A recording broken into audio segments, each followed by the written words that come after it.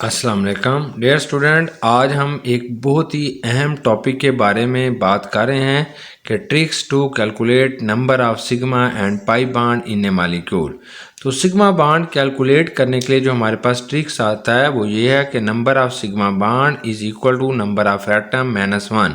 कोई भी मॉलिक्यूल के अंदर जितने एटम्स हैं उसमें से एक नफ़ी कर दें तो उसके अंदर मौजूद जो है वो सिग्मा बॉन्ड को आप कैलकुलेट कर लेंगे। फॉर एग्जांपल हमारे पास ना H2SO4 का एक मॉलिक्यूल है। हम जानते हैं कि इसके टोटल एटम की तादाद 7 है। 4 ऑक्सीजन एटम है, 1 सल्फर है, 2 हाइड्रोजन है। अगर 7 में से एक निकाल देंगे तो बाकी 6 बचेंगे, तो सल्फ्यूरिक एसिड के अंदर 6 सिग्मा बॉन्ड होंगे। ऐसे अगर हमारे पास पानी है, वाटर है, तो इसमें हमें नज़र आ रहा है कि देर आर 3 एटम्स, 1 ऑक्सीजन है, 2 हाइड्रोजन है। 3 एटम में से एक निकाल देंगे तो बाकी 2 बचेगा, तो इसमें 2 सिग्मा बॉन्ड होंगे। अगर हमारे पास मेथानॉल है, CH3OH है, तो इसमें हम जानते हैं कि ये हमारे पास 1 2 3 5 और 6 एटम है। 6 में से एक निकालेंगे बाकी 5, तो मेथानॉल के अंदर 6 सिग्मा बॉन्ड बनेंगे। अगर हमारे पास SO4 है, चाहे जो भी किसी चीज़ के ऊपर चार्ज हो तो चार्जेस इसमें इन्वॉल्व नहीं होते, तो टोटल एटम इसमें 4 और 1 5 है। 4 ऑक्सीजन के एटम है, 1 सल्फर का है। 5 में से एक निकालेंगे, 4 बनेंगे, तो इसके अंदर 4 सिग्मा बॉन्ड हमारे पास बनते हैं। कुछ और एग्जांपल्स जो हैं वो हम सॉल्व कर लेते हैं। फॉर एग्जांपल अगर हमने देखना चाहते हैं H3PO4 में कितने सिग्मा बॉन्ड होंगे, तो हम जानते हैं कि इसमें टोटल एटम की तादाद जो है वो 4 और 3 7 और 1 8 बनती है। 8 में से आप एक निकालेंगे तो 7, तो इसमें 7 सिग्मा बॉन्ड जो है वो हमारे पास बनेंगे। अगर हमारे पास कोई भी अमोनियम आयन है, जैसे NH4 पॉजिटिव आयन है, ये अमोनियम आयन है, तो इसमें पॉजिटिव आयन का कोई भी अमल दखल नहीं होगा। आपने जस्ट टोटल एटम गिनने हैं, 4 और 1 5, तो ये 1 गया, बाकी इसमें 4 सिग्मा बॉन्ड है। अगर हम इस स्ट्रक्चर को ड्रा करते हैं तो वो भी हमें पता है, ये अमोनियम है, इसके ऊपर पॉजिटिव चार्ज आएगा, 4 हाइड्रोजन आप लगा देंगे, तो ये हमें क्लियर बता रहा है कि it consist of 4 sigma bond, के इसके अंदर जो है वो 4 सिग्मा बॉन्ड है। ऐसे ही अगर आपके पास HClO4 है, यानी पर क्लोरिक एसिड है, तो इसमें कितने सिग्मा बॉन्ड होंगे? 4 और 1 क्लोरीन 5 और 1 6। 6 में से एक निकालेंगे तो इसमें 5 सिग्मा बॉन्ड होंगे।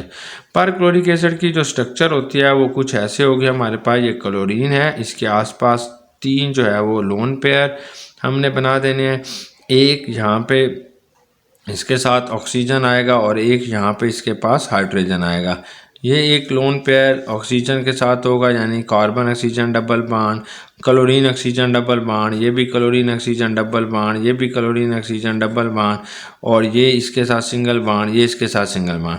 तो इसमें 5 बनेंगे, एक ये सिग्मा बॉन्ड, एक ये 2, एक ये 3, एक ये 4, ये एक 5। 5 सिग्मा बॉन्ड हमारे पास HClO4 में बनेगा। अगर आप किसी भी मॉलिक्यूल के अंदर देखना चाहते हैं, जैसे CO2 है, इसमें कितने सिग्मा बॉन्ड होंगे, तो हम जानते हैं 2 और 1 3। 3 मॉलिक्यूल 3 एटम्स बनते हैं, 3 - 1, तो 2 सिग्मा बॉन्ड इसके अंदर बनेंगे। कार्बन डाइऑक्साइड की स्ट्रक्चर हमारे पास ये होती है, एक सिग्मा बॉन्ड ये है, एक सिग्मा बॉन्ड हमारे पास ये आएगा। तो इस तरीके से it consist of 2 sigma bond. अब हमारे पास कोई भी मॉलिक्यूल है, जैसे आपने HNO3 ले लिया, नाइट्रिक एसिड ले लिया, तो इसमें कितने सिग्मा बॉन्ड होंगे?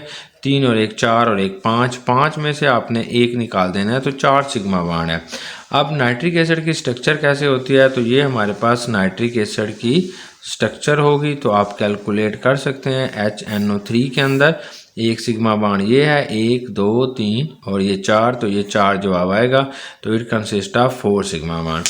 अगर हमारे पास कोई भी मॉलिक्यूल है, उसके ऊपर कोई चार्जेस हैं, तो वो काउंट नहीं होते। जैसे PO4 है, यहाँ पे -3 है, तो आपसे पूछा जाता है इसमें कितने सिग्मा बॉन्ड है। -3 का इसमें कोई ताल्लुक नहीं है, ये सिर्फ 4 है। 4 और 1 5। 5 में से आपने एक निकाल देना है, तो इसमें 4 जो है वो सिग्मा बॉन्ड है।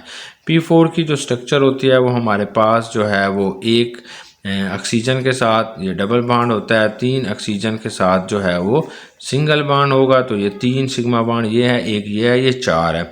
आप कोई भी मॉलिक्यूल लिख लें, आप उसके अंदर मौजूद जो है वो सिग्मा बॉन्ड को कैलकुलेट कर सकते हैं। फॉर एग्जांपल अगर हमारे पास ये साइनाइड है, ये साइनाइड का एक मॉलिक्यूल है, इसमें पूछा जा रहा है कि कितने सिग्मा बॉन्ड है, तो आप आसानी के साथ कैलकुलेट कर सकते हैं कि ये 2 एटम है, 2 - 1, तो इसमें 1 सिग्मा बॉन्ड होगा। ऐसे लास्ट टाइम एक बहुत फेमस किस्म का क्वेश्चन जो था वो भी आया हुआ था कि हमारे पास C2 आएगा और यहाँ पे साइनाइड है, CN है, नीचे 4 आता है कि इस मालिक्यूल के अंदर कितने सिग्मा बॉन्ड है कैलकुलेट करें। वैसे हम कैलकुलेट करते हैं तो काफ़ी देर हो जाएगी, काफ़ी टाइम इस पे लगेगा। आप टोटल कैलकुलेट करें तो इसमें 2 कार्बन ये हैं, इसमें 4 कार्बन ये हैं और 4 ही नाइट्रोजन है। टोटल आप गिने 4 और 4 8 और 2 10 एटम है, 10 में से 1 गया, बाकी 9 है। अब इसके स्ट्रक्चर को हम ड्रा कर लेते हैं। तो ये कार्बन कार्बन हमारे पास डबल बॉन्ड होगा, ये साइनाइड है, यहाँ पे C साइनाइड ग्रुप है, यहाँ पे भी कार्बन कार्बन नाइट्रोजन के साथ ट्रिपल बॉन्ड है, ये भी कार्बन कार्बन नाइट्रोजन के साथ ट्रिपल बॉन्ड है, ये भी कार्बन कार्बन और नाइट्रोजन के दरमियान ट्रिपल बॉन्ड है। यहाँ पे आपने सिग्मा बॉन्ड गिनने कितने हैं, देखें एक सिग्मा बॉन्ड ये है, एक ये है, 2 हो गए, एक ये है 3 हो गया, एक ये हो गया 4, एक ये हो गया 5, ये 6, ये 7, ये 8, ये 9, तो हमारे पास भी 9 सिग्मा बॉन्ड है। ये कंपाउंड क्या है, इसे हम कहते हैं 1,1 है और ये 2,2 है, 1,1 2,2 टेट्रा सियानो इथीन, ये टेट्रा सियानो इथीन, ये जो कंपाउंड है ये वाला है। ऐसे आप किसी भी मालिक्यूल के अंदर मौजूद जो है वो सिग्मा बॉन्ड जो है वो आसानी के साथ कैलकुलेट कर सकते हैं। जो भी हमें मालिक्यूल दिया जाएगा, चाहे वो आयन की शक्ल में है, चाहे वो जिसकी शक्ल में हमें है, तो हम उसके सिग्मा बॉन्ड को आसानी के साथ कैलकुलेट कर लेंगे। तो जैसे ये नाइट्राइट आयन है, नाइट्रेट आयन है, NO3 है, इसमें कितने सिग्मा बॉन्ड होंगे, 3 और 1 4, 4 में से आपने 1 निकाल देना है तो इसमें 3 सिग्मा बॉन्ड हो गए। ये प्लेनर ट्रायंगुलर इसकी स्ट्रक्चर होती है, एक ऑक्सीजन इधर होगा, एक इधर होगा, और ये हमारे पास एक ऑक्सीजन के साथ ये है, 2 के साथ ये डबल बॉन्ड बना रहा होगा। तो इसकी जो प्लेनर ट्रायंगुलर है 3 सिग्मा बॉन्ड है, 1 2 और 3। उम्मीद है कि सिग्मा बॉन्ड आपको निकालने आ गए।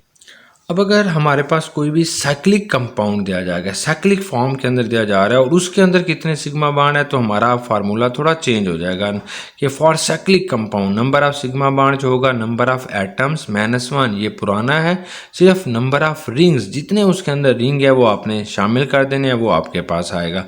फॉर एग्जाम्पल ये सल्फर जो होता है S8, इसमें कितने हमारे पास सिग्मा बॉन्ड है, तो आप जानते हैं ये एक सल्फ़र की रिंग स्ट्रक्चर बनी हुई है, ये एक ही रिंग, इसे हम काउंट करते हैं तो ये टोटल सल्फ़र के 8 एटम है। तो आप लिखेंगे 8 -1 जमा 1, क्योंकि ये एक ही रिंग है तो टोटल 8, तो ये इसमें 8 सिग्मा बॉन्ड बनेंगे। देखें 1 2 3 4 5 6 7 और ये 8, यहाँ पे 8, तो 8 सिग्मा बॉन्ड बन रहे हैं। अगर ऐसे हमारे पास बेंजीन आ रही है कि बेंजीन के अंदर कितने सिग्मा बॉन्ड हमारे पास पाए जाएंगे, तो हम जानते हैं C6H6 है। तो ये इसकी स्ट्रक्चरल डायग्राम को जब आप ड्रा करते हैं तो इस तरीके से ये स्ट्रक्चरल डायग्राम है। इसमें हर एक जगह पे CH हमारे पास पाया जाएगा। तो टोटल यहाँ पे 6 कार्बन है और 6 ही हाइड्रोजन है। नंबर ऑफ एटम्स 12 हो गए, इसमें से एक नफ़ी करेंगे, फिर क्योंकि ये एक रिंग है जमा एक करेंगे तो 12 सिग्मा बॉन्ड इसके अंदर पाए जाते हैं। अगर आप कैलकुलेट करेंगे तो यही आपके पास जवाब आएगा। ये साइक्लिक कंपाउंड के अंदर मौजूद जो है वो सिग्मा बॉन्ड हम आसानी के साथ कैलकुलेट कर सकते हैं जितने। अगर फॉर एग्जांपल हमारे पास ये ना नेफ्थालीन दी जा रही है कि इसमें कितने सिग्मा बॉन्ड होंगे, देखिए यहाँ पे CH है, यहाँ पे भी CH है, यहाँ पे भी CH है, यहाँ पे भी CH है, यहाँ पे कार्बन है, यहाँ पे, तो आप कैलकुलेट करते हैं कि जी 1 2 3 4 इसमें कार्बन है प्लस 4 इसमें हाइड्रोजन है। अब ये 2 कार्बन आ गए तो यहाँ पे फिर 2 कार्बन लिख लें, फिर इसी तरीके से ये 4 कार्बन और 4 ही हमारे पास क्या होंगे, हाइड्रोजन। अब टोटल आप जमा करें, 4 और 4 8 और 2 10, 10 और 8 18, 18 में से 1 निकालेंगे तो ये, और जमा इसमें 2 करोगे क्योंकि इसमें नंबर ऑफ रिंग 2 आ जाते हैं, तो ये आपके पास आ जाएगा 20 में से क्या गया 19, तो ये 19 इसके अंदर सिग्मा बॉन्ड बन जाएंगे। तो अब हम कैलकुलेट करते हैं कि नंबर ऑफ पाई बॉन्ड कैसे कैलकुलेट करेंगे। सेकंड जो मेथड आ रहा है उसमें ये हमने कैलकुलेट करना है कि number of pi bond in aliphatic hydrocarbon में कैसे कितने पाई बॉन्ड होंगे और फिर जिनमें रिंग होता है यानी एरोमेटिक में कैसे होगा। तो बहुत आसान फार्मूला है, ये मैंने खुद ही ड्राइव किया हुआ है कि नंबर ऑफ पाई बॉन्ड बराबर है नंबर ऑफ कार्बन एटम जमा 1, जितने भी कार्बन एटम होंगे उसमें आपने एक जमा करना है, minus number of hydrogen atom, जितने हाइड्रोजन एटम होंगे इसको 2 पे आपने डिवाइड करना है, तो ये पाई बॉन्ड आ जाएंगे। फॉर एग्जांपल हमारे पास ये एक कंपाउंड आ रहा है, इसको हम लिखते हैं C4 है, H6 है, तो ये हमें बता रहा है कि इसमें कितने आपके पास नंबर ऑफ पाई बॉन्ड है। ये पाई बॉन्ड का फार्मूला हम इसमें कैलकुलेट करना चाह रहे हैं। तो हमारे पास क्या है कि number of pi bond is equal to number of carbon atom जमा 1। देखें यहाँ पे कार्बन एटम जो है वो 4 हैं, इसमें आपने जमा 1 कर देना है, माइनस करेंगे number of hydrogen atom minus divided by 2। तो यहाँ पे नंबर ऑफ हाइड्रोजन एटम 6 हैं, इसको 2 से डिवाइड करोगे, ये 4 और 1 5 होगा, माइनस 3 निकाल दोगे तो बाकी बचेगा 2। तो इसमें 2 सिग्मा बॉन्ड 2 पाई बॉन्ड पाए जा रहे हैं C4H6 में। अब हम देखते हैं ये क्या चीज़ है, तो ये ब्यूटाडाइन है, मतलब इसकी जो स्ट्रक्चर हमारे पास आएगी वो ये वाली आएगी। तो इस फार्मूले को देखें तो यही बन रहा है, तो इसे हम कहते हैं 1,3 ब्यूटाडाइन। ये ब्यूटाडाइन है और इसके अंदर पाए जाने वाले जो पाई बॉन्ड है वो 2 हैं। इसी तरीके से आप किसी भी मालिक्यूल को लिख सकते हैं और उसके अंदर पाई बॉन्ड मालूम कर सकते हैं। जैसे देखें हमारे पास कोई मालिक्यूल दिया गया C2H6O, ये एक मालिक्यूल दिया जा रहा है और पूछा जा रहा है कि इसमें कितने नंबर ऑफ पाई बॉन्ड पाए जा रहे हैं। तो आप इसमें जितने भी नंबर ऑफ कार्बन एटम है, हमारा ट्रिक ये है कि नंबर ऑफ कार्बन एटम इसमें 2 हैं, 2 जमा 1, और नंबर ऑफ ऑक्सीजन एटम जितने भी है वो 6 डिवाइडेड बाई 2 करेंगे, ये 3 आएगा। हमारे पास ये कार्बन एटम क्योंकि इसके अंदर हमने 3 लिए हुए हैं और ये 3 आ गया, ये माइनस आएगा, ये 3 आ गया। और इस तरीके से हमारे पास यहाँ पे हमारे पास जो आना था वो C3 आना था, ये C3 आना था, H6 आना था, ये O आएगा, C3H6O। इसमें नंबर ऑफ आपने पाई बॉन्ड कैलकुलेट करने हैं। तो यहाँ पे कार्बन देखें 3 है, 3 जमा 1 आएगा और माइनस ये 6/2 आएगा। यहाँ पे हम सिर्फ कार्बन और हाइड्रोजन को गिनते होते हैं, इनके अलावा कोई भी एटम होगा, ऑक्सीजन है, क्लोरीन है, उसको हम नहीं कैलकुलेट करते। तो ये जवाब आएगा 4 माइनस 3। तो इसमें एक पाई बॉन्ड है, एक डबल बॉन्ड है, एक पाई बॉन्ड है। तो ये वाला जो फार्मूला था CCSE एसीटोन का था, CH3 आएगा, C डबल बॉन्ड O आएगा, फिर ये CH3 आएगा। तो इसमें एक ही पाई बॉन्ड बन रहा है। इसी तरीके से हमारे पास एक और एग्जांपल आ जाता है जिसे हम एस्टिक एसिड कहते हैं, CH3COOH। यहाँ पे सिर्फ और सिर्फ जिस चीज़ को आपने काउंट करना है वो कार्बन और हाइड्रोजन है। देखें यहाँ पे कार्बन सिर्फ 2 हैं, यहाँ पे आप लिखोगे 2 जमा 1, ये 2 जमा 1 हो गया। यहाँ पे हाइड्रोजन जो है वो हमारे पास 4 हैं, 3 और 1 4, माइनस 4/2। तो ये जवाब आएगा 1। तो इसके अंदर एक पाई बॉन्ड जो है वो पाया जा रहा है। तो किसी भी मालिक्यूल के अंदर मौजूद पाई बॉन्ड आप आसानी के साथ कैलकुलेट कर सकते हैं।